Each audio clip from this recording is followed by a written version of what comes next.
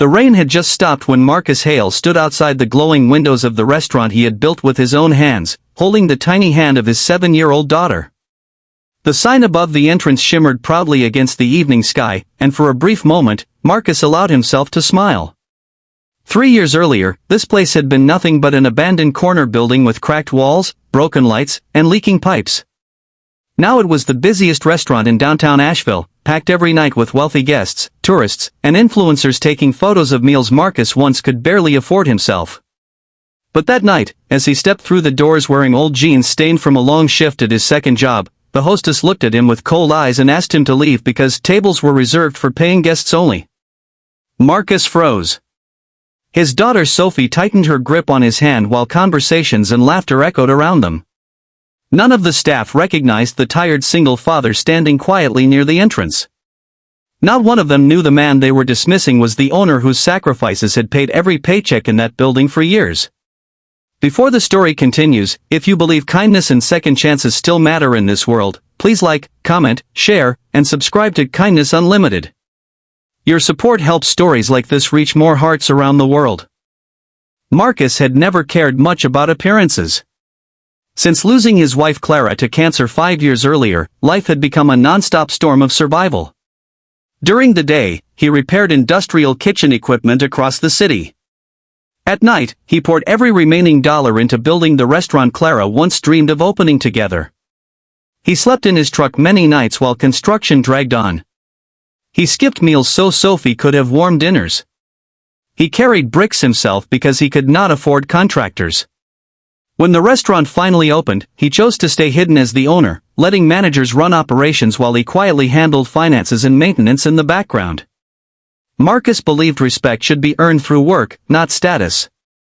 Unfortunately, over time, the restaurant had changed. Success had replaced humility. That afternoon, Marcus had spent 12 exhausting hours repairing broken refrigeration units across town during a summer heat wave. Sophie had waited patiently in the truck coloring pictures while he worked.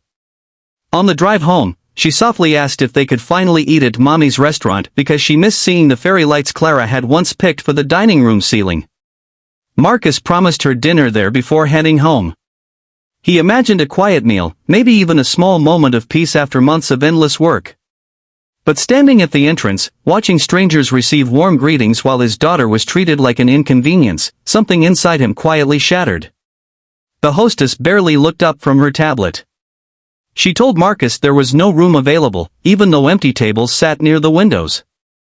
A young waiter nearby laughed under his breath after noticing Marcus's worn clothes and dusty boots. Sophie looked down at her sneakers, embarrassed and confused. Marcus calmly explained he owned the restaurant, but the hostess exchanged amused glances with the waiter as if hearing a ridiculous joke. The restaurant manager, Trevor Mills, eventually approached with irritation already written across his face. Trevor had been hired during the restaurant's rapid expansion and cared more about online reviews than people. Without even checking Marcus's identity, Trevor told security to escort them out before they disturbed the atmosphere for guests. Every pair of eyes in the dining room seemed to follow Marcus and Sophie as they stepped back onto the sidewalk. Sophie's small voice finally broke the silence when she asked why people were being mean to them inside Mommy's restaurant. Marcus could not answer immediately because emotion had closed his throat. He stared through the window at the restaurant he once believed represented hope, kindness, and family. Instead, it had become something unrecognizable. Sophie quietly leaned against him while evening traffic rolled past beneath the fading golden sunlight. That night Marcus sat awake in his apartment long after Sophie fell asleep. Old memories flooded his mind. He remembered Clara sketching menu ideas at their tiny kitchen table. He remembered promising her that the restaurant would always welcome ordinary people who felt invisible everywhere else. He remembered her final days in the hospital when she whispered that kindness mattered more than profit.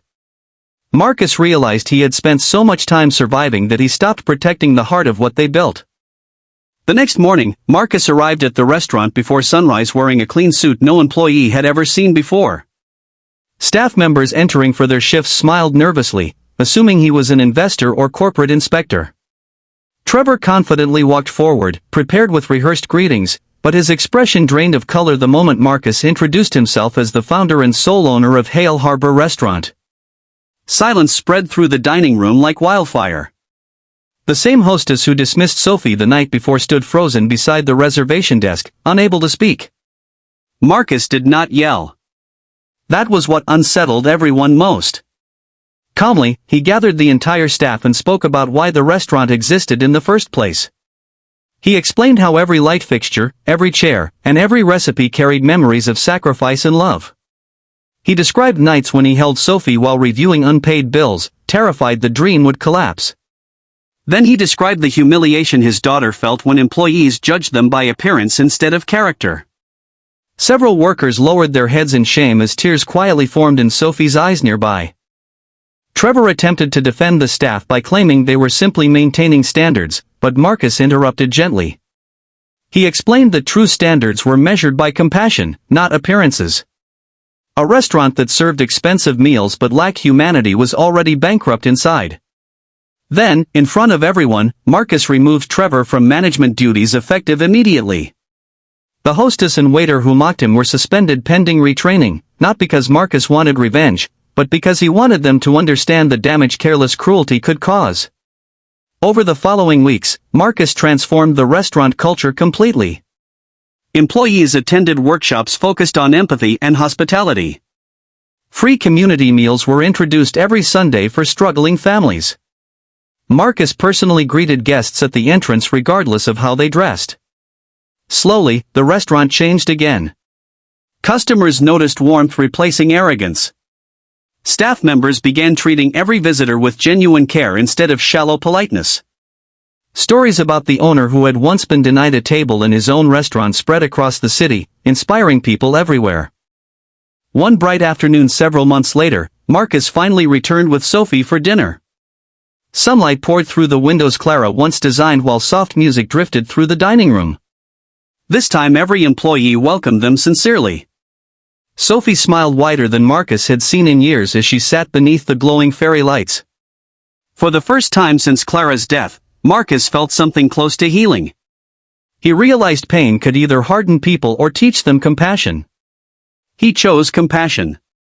If this story touched your heart in any way, please take a moment to like, share, and comment below.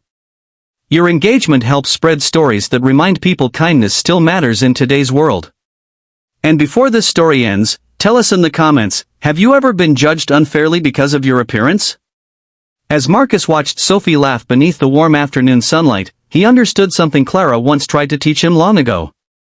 Success means nothing if people lose their humanity on the way there.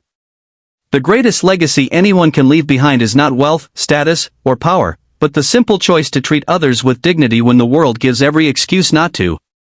And for everyone inside that restaurant, it was too late to erase the mistake they made that rainy evening, but not too late to become better people because of it.